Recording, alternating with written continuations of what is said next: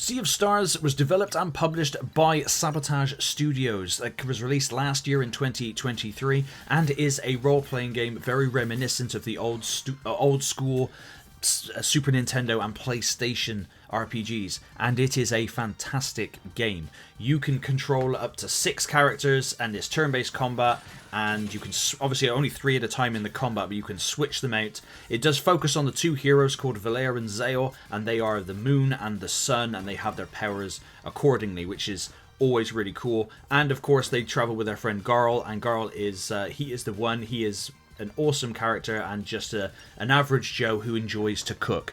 And on the point of cooking with this game, cooking is a huge part of regaining health or MP or reviving people, and it's also really cool little animation. However, I've already talked about this, I've already mentioned it in a previous Sea of Stars video.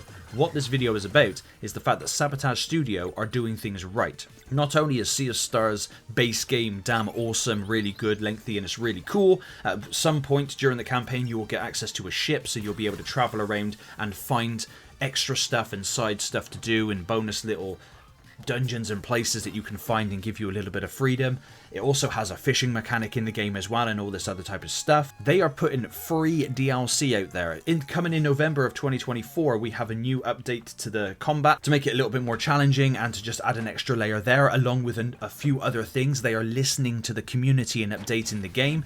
But next year, there is an actual story chunky DLC coming out for free. This is why indie developers are so damn cool and so damn awesome, is because they care about their product. They care about what they're doing and they want to make it good. I think they realize that if you make a good game and add value to that game, people will buy it and you will make your money. Maybe not instantaneously, but you will make your money. I guarantee you. It's like Wayne's World. If you build it, they will come. If you create something that is really, really cool, like Sea of Stars, the game has turn-based combat, which is really awesome, has a gorgeous art style, has really cool writing and a lot of self-aware and funny writing as well. It's based within the world of The Messenger, which is another awesome side-scrolling game that Sabotage Studio created. I'd give that one a look as well. And mod spoiler alert for that game, although it's mostly linear going from point A to point B to start with, it eventually turns into a Metroidvania style game, so you know, just bear that one in mind.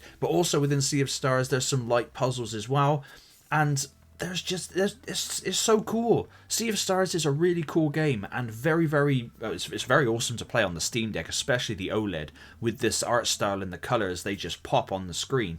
But the fact that we are getting content for this game over a year later and nearly 2 years after its release, and that they're bringing it out for free, that deserves to be talked about, and that deserves commendation, because Sabotage Studio are just like, I'm very grateful to them and to other studios like them. It's really, really awesome. The indie developers that do this are really they're the true heroes of the gaming world at the moment. I mean, you look at Dragon Ball Sparking Zero, which is just released, which a lot of people are enjoying. I haven't picked up as of yet. I will probably one day. I'm not big on the multiplayer scene on fighting games anymore. I'm too old and crusty and my reaction times are too slow, so I would just get owned. But all the different additions to that and the DLC and the fact that it's launching with 180 characters, well, it's not. It's launching with a good chunk of characters, but when you've got like 17 Gokus, that's one character with different variations, so I don't count each different, like Super Saiyan or Super Saiyan God or whatever. I don't count those as different characters. That's one character with different forms, let's be honest. And that's like saying, oh look, we got Frieza, but we've got Frieza in all of his forms.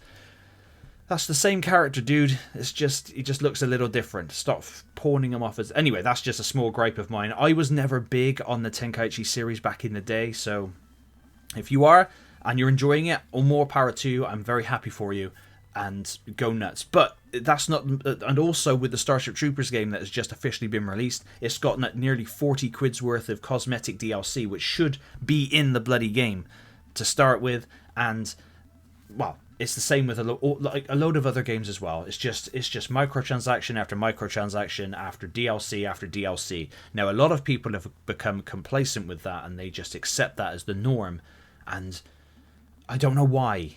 We need games like Sea of Stars. We need games where you buy the game and that's it, and then they just pile loads of updates. The same goes also for Stardew Valley. Stardew Valley is like one of the best indie games ever created, and the best farming game ever created, hands down. It's so damn cool, and the guys that developed that one, they've said that they're not going to charge for any DLC, and he kept pumping content into it. I don't think he's pumping any more into it because he's working on some kind of Wizard School style game, I think, which I have no doubt will be absolutely awesome as well.